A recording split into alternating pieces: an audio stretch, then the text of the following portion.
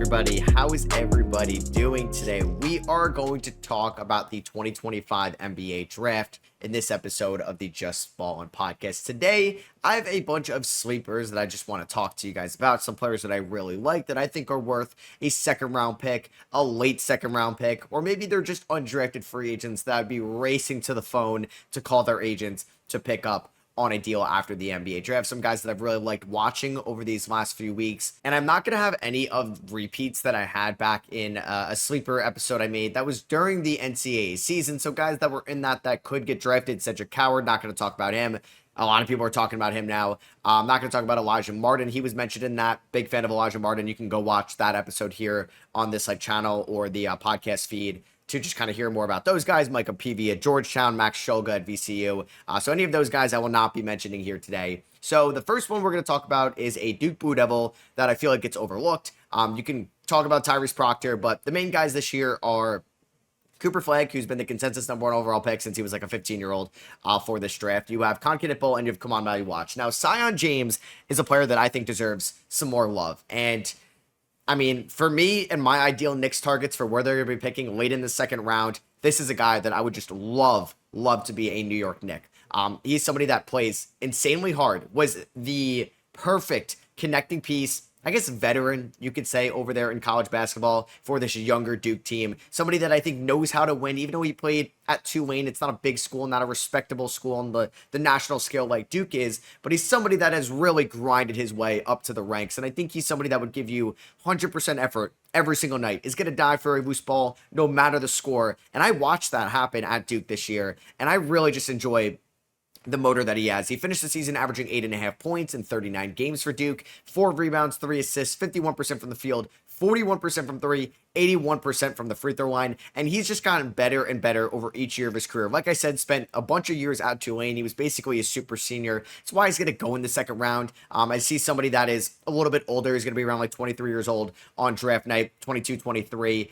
He's 6'5". I think he's a little bit shorter without shoes, but he's just a bruiser. He's super strong physically. He looks jacked when he's out there for somebody that is still playing college basketball, and he's not going to be as elusive as like a point guard in this league. He's not going to be as lanky and tall to be like a stretch four, but man, do I think he could be a good enough small forward. Maybe a little bit more of a stocky like Dylan Brooks coming out of Oregon, who was also a second round pick and proved to be a great one by the Memphis Grizzlies. So like basically over the course of his career, got more playing time at Tulane, played 37 minutes a night back into 2024 for Tulane, which is kind of crazy. And yeah, he struggled from three in his first couple years of his career, but the volume went up in his fourth year in college basketball. Shot 38% from three on 3.6 attempts. Didn't take as many threes, but I thought the looks were great. And that's going to be a thing with Cion James. I prefer him to go to a team where, yeah, he's not going to be asked to create his own shot, where he can get really good looks. Like, say he was playing out there with Jalen Brunson and Mikal Bridges and OG Anunoby for like 6 minutes a night. He's going to get some really good looks from three, or if he goes to like the Thunder in the second round, or if he goes to the Rockets or one of these teams, right, Cleveland, where he's just going to be asked to step in, play really good point of attack defense, which he can do. He can move well at his size laterally. He can guard, because how physical and strong he is, he can guard fours in the post.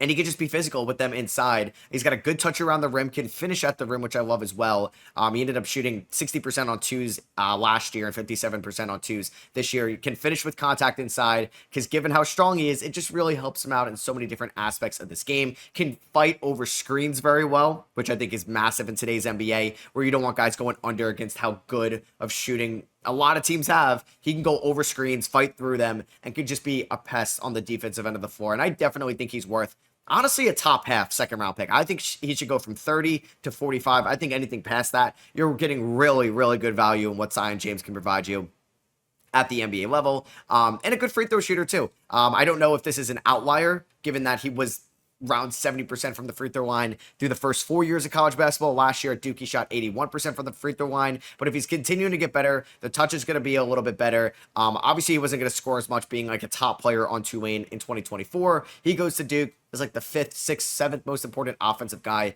but really knows his role. And that's what he's going to be in the NBA level. He's going to be the 5th. No, he's probably not going to be the 5th. He's going to be like, at his peak, he's going to be like the 7th, 8th, 9th most important guy on your team. But if he could just be a contributor for 12 minutes a night, it is well worth the second round pick. And that's pretty much what second round picks are at the NBA level. So yeah, I'm a big fan of Cion James. I think he should go in the top half of the second round.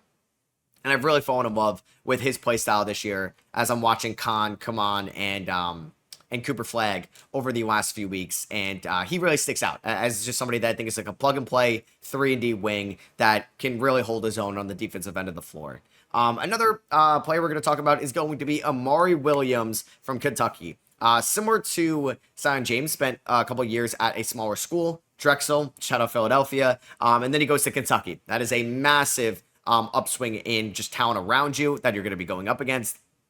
And he's just a good rebounder inside. He moves very well for somebody that's like 6'10". I forget exactly what his measurements were, but I think he has enough size and strength is what I saw this past year at Kentucky, where he could be, honestly, a pretty good backup center in the NBA one day. Do I ever think he's going to be an all-star? No. Do I ever think he's going to be someone that's going to probably play 25-plus minutes a night consistently? Probably not. But if he's going to be, I think like his ceiling is like Isaiah Jackson. If he's like an Isaiah Jackson type player who went through Kentucky, that is just a very good, or that's going to be great value for where he's going to go.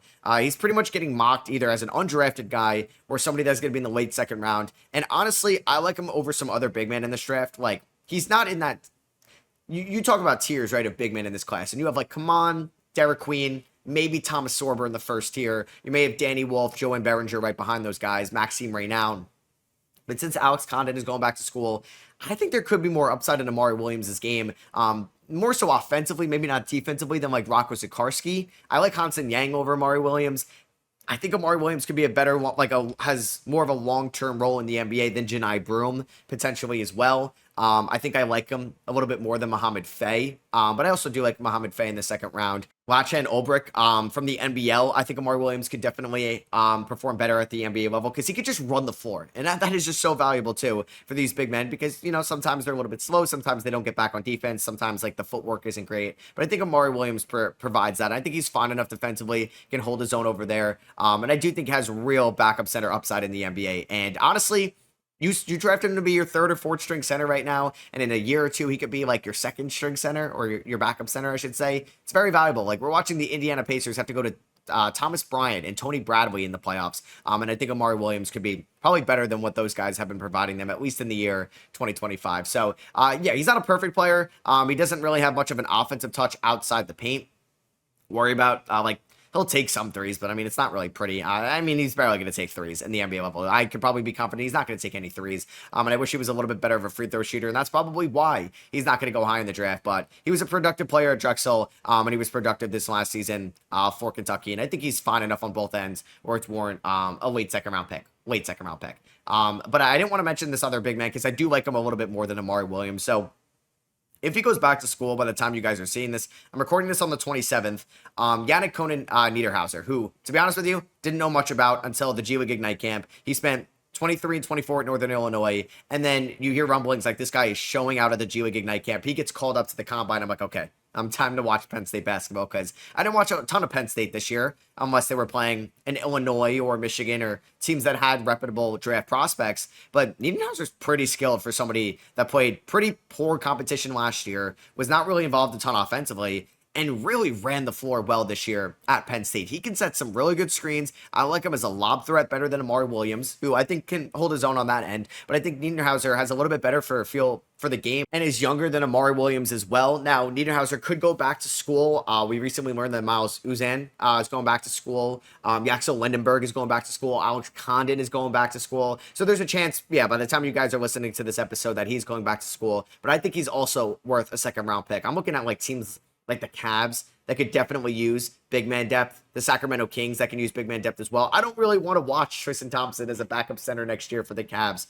And who knows what happens with Jared Allen this offseason. And for Sacramento, they need some big man depth as well because the Trey Lyles experiment over the years wasn't really the best. And I like Jonas Valanciunas as a backup, but hey, if Sabonis gets hurt or Jonas gets hurt, you want somebody that can contribute right away. You want somebody that can set screens, that still has is getting better feel for the game, and honestly just impressed a lot of people this past year at Penn State. Not much of a shooter, not much of an offensive threat outside the paint, but I like his form a little bit better than Amari Williams, and he could be a really good shot blocker at the NBA level as well. 2.1 blocks in 2024 for Northern Illinois and 2.3 blocks last year for Penn State. He can help out his draft stock probably even more if he even improves on these numbers of 12.9 points and 6.3 rebounds next year. as a Nittany Lion, but I honestly do think he would be a for sure second round pick if he does declare. It's a very interesting second round center class. And even if he's an undrafted guy as well, I'm definitely taking a flyer. We've seen guys like this year that are bigs, Quinton Post, Ariel Porty, give their teams respectable minutes. Why can't Conan Niederhauser do that next year? So I like him slightly more than Amari Williams. Like if it came down to the 60th pick or this year the 59th pick and I had to pick one, I would pick Niederhauser, but I would definitely be calling Amari Williams' agent and want him to be a team on my undrafted like free agent pool. So next up we have Kobe Sanders playing in Nevada. A very, very fun prospect. Somebody that's like 6'6", 6'7", in shoes. Pretty solid like strength and size and weight for somebody that's fairly tall, but it's also kind of a point guard hybrid. And I think there's real value, similar to like what we've seen from Yegor Demon, right? Like, is he going to be a 3? Is he going to be a 1? He's such a good passer and initiator, but can he be good enough shooter? Kobe Sanders is obviously the ceiling is a lot lower on Sanders than Yegor, but the floor may be higher. Now, he's been way too inconsistent with the shot. Similar trend to Cion James, Amari Williams, and even Niederhauser to an extent, where 4 years at a small school, Cal Polytech, Big West, and then this year at Nevada in the Mountain West, played fairly well for somebody in completely new environment, played 33 games, 46% from the field, a career high, 34% from three, also a career high, so he's been getting better over time. Still, I don't think he's going to be like an elite three-point shooter at the NBA level, but I love his ability to get downhill and attack the rim, and I think that helps him playing smaller defenders that are guarding him on the perimeter, and he can use his power forward-like frame, small forward-like frame as a point guard to really get around defenders. I shot around 80% from the free throw line, 87% in 2024. So I think he's going to be a fine enough free throw shooter at the NBA level. 4.5 assists, 15.8 points. And I thought was just kind of like a difference maker at times, at least watching back on him. And I feel like he can make an impact in the first half, and it could be more so the first quarter at the NBA level and late in the games as well. And I think he's also somebody that is not going to really care to score a ton of points. He's just going to make the extra pass. He's going to run in transition, and he's going to crash the offensive glass. And I think that's something that I also really like about Cion James. He's going to attack the offensive glass a lot, and I think Kobe Sanders will do the same as well. So I think he's somebody that could be a fringe draft pick this year. I would not be totally shocked if he didn't hear his name called on night 2 of the NBA draft, which, yeah, we're doing the second round on a different night again, which I actually don't mind. Is it pointless in a way? Sure, but I don't mind spacing it up or spacing it out. And I do think Kobe Sanders has a real chance at going, because the point guard class is really interesting when it comes to like these guys that are going to go in the mid to late second. Like you expect Tyrese Proctor to get his name called. Yeah, like Todd Pettiford and LeBaron Philon. Well, if Pettiford stays in if they both stay in the draft, they will definitely get their name called. But like, will RJ Lewis get his name called? Will Javon Small, who we're going to get his name called? So yeah, and then another guy as well that I'll get to. That's pretty much the point guard class in the second round, which I think is completely up for grabs. But I think if you view Kobe Sanders as somebody that could be a ball handler in the pick and roll, that could be this bigger guy in the second unit, and maybe could just be like a Delano Banton type NBA player, which is well worth it for an undrafted free agent.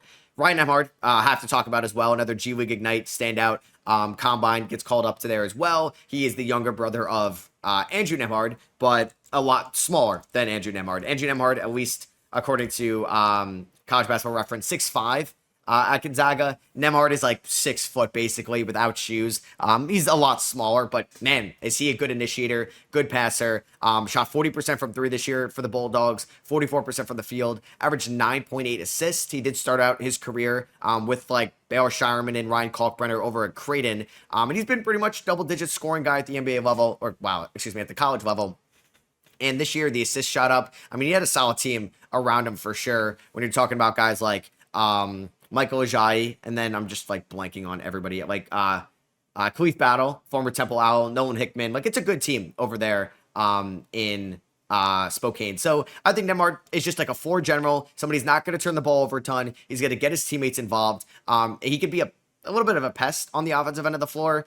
Definitely not as like skilled of an offensive player as like a TJ McConnell was at Arizona. A little bit similar in size, but I think Nehard could be at least somebody that gets your teammates involved off the bench. And honestly, maybe like this year's version of Tyler Kolek. I think like similar shooting profiles. Kolek last year at Marquette averaged 6.2 assists, 35% from 3. So hey, Nehard averaged more assists and shot better from 3. And I mean, Gonzaga was good this year. The advanced analytics loved him, but hey, Marquette was pretty good last year with Cam Jones, Tyler Kolek, Osogodoro, Stevie Mitchell, etc. So yeah, I think Nehard is definitely worth a pick in the second round. I mean, we can get to these point guards. I'm going to actually draft out my top 80 this year in terms of my big board. Last year I did a 30. This year I'm going to do an 80, and I'm excited for it. But yeah, I think Nehard and Kobe Sanders are guys that are going to be like in that 45 to 65 range, maybe 45 to 75 range. And you're really trying to figure out if it's worth it in the second round. Obviously, it's going to come down to like the interviews, what a team likes the most, and maybe there's a couple teams in the first round that really like Ryan Nehard if they had a second round pick, but they don't. So there's more so of a chance he's an undrafted player, but I would be calling him right away if he ends up going undrafted for somebody that could be a solid playmaker, slash passer off the bench. Next up, we have Mark Sears, another point guard prospect that has a very good college resume under his belt. Similar trend, obviously, with the transfer portal now. A lot of these guys do start at smaller schools. He started at Ohio in the MAC, and then he ends up going to Alabama in 2023, really broke out in 2024. This year, he was probably like, if you looked at betting odds for the Naismith Award, like the MVP of college basketball, he was up there in the top 5, honestly. And he was an AP All-American this year, preseason probably All-American, and I mean, the shooting splits were not where you wanted it to be for Mark Sears. He shot 50% from the field last year, 40% from the field this year. Took the same amount of shots a night. 3-point shot went from 43% to 34%. Definitely felt like he was forcing things at time, and he's going to watch a backcourt teammate in LeBaron Philon get drafted well over him. Definitely will get drafted before him in the first round, given Sears' age. 6'1". A lot of people, I remember like some outlets had him in the first round last year after March Madness because reminds people a little bit of Jalen Brunson, can play off 2 feet, small, stocky, but plays so hard, can finish around the rim with contact, acrobatic type layups, and has a great floater as well. Killed it at the combine with his shooting. We see these smaller guards come and go in college basketball. Your Marcus Howard, your Carson Edwards, your Cassius Winstons, right? Like these guys are great electric college players, but they really get played off the floor at the NBA level where you're now asked to be a complementary piece, move without the ball, and you are a primary ball handler beforehand playing college basketball. So Sears has to find his role. He's going to have to be a good off-ball player. He's going to have to hit his threes. Like that's going to be key because if he's not hitting his threes, he's probably not going to be a plus defender, at least right away at the NBA level. And you're really going to have to kind of hide some of his size as well. It also matters where he gets drafted to. Say Phoenix takes a flyer on him late in the draft, and they end up with a second-round pick in that range, or they sign him as an undrafted free agent. Hey, that's a chance where you're going to have a chance probably in Phoenix. Colin Gillespie had a chance this year, and Sears was a better college player, at least, than Colin Gillespie. I don't want to disrespect Gillespie because he was like that post-Brunson Nova team guy and helped them in 2022. What did Gillespie? He was a 5-year Nova player. Now I'm going on a tangent. He shot 41%. Yeah, you know, I mean, you could say Sears' 2024 was better than like Gillespie's 2022, but you get the point, right? Like he can go to a team where, hey, if he's knocking down his threes, he's going to play extremely hard. He can handle the ball well. He can get to the free throw line and finish at the line. He's been an elite free throw shooter in college. It really just matters around fit for not just Sears, but everybody that I pretty much talked about in this episode. Second to last guy, we're going to talk about Jameer Watkins of Florida State at this moment. I believe he still has college eligibility, so there's a chance he goes back to school. So I guess disregard this by the time if you're listening to this, that he does go back to Florida State or a different school.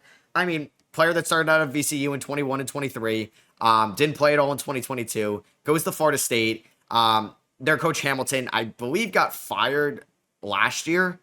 And then former players that I think Matthew Cleveland may have been one of them, but former Florida State players, I don't believe Jameer Watkins was one of them, but I could be wrong, are suing like Florida State for promised NIL money. They didn't get paid. I mean, it's a bigger issue than just Florida State, but there was a lot of distractions this year for Florida State. That was an underwhelming team yet again.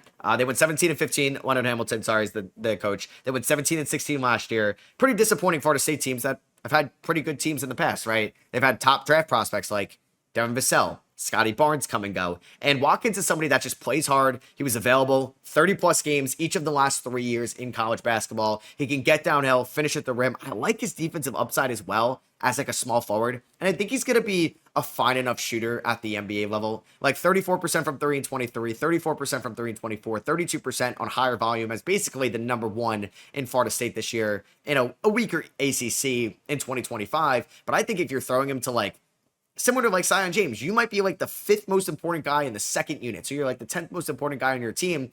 You're going to get solid looks, right? Like you're not going to be the main ball handler, initiator, driver of that second unit or first unit, and you're going to get some solid looks. So I think when he's not like the main focus of the opponent's defense, The looks are going to be better. The shot diet will be better. And I think Watkins is a real, like, gritty guy that could be this year's, if you're trying to find, like, this year's Jalen Wells, that could be Jameer Watkins, right? Like, it's not sexy anymore to say that's such a coward. I like Cion James a lot, but I think Watkins moves very well with the ball in his hands. It could have been Mackenzie Mbako, but he's going back to school to, I believe, Texas A&M. But I do think Watkins could be that guy if he does stay in the draft. He had a very productive combine. He had a really good, I think, showing out there. He played hard, shows that he wants to lock in defensively.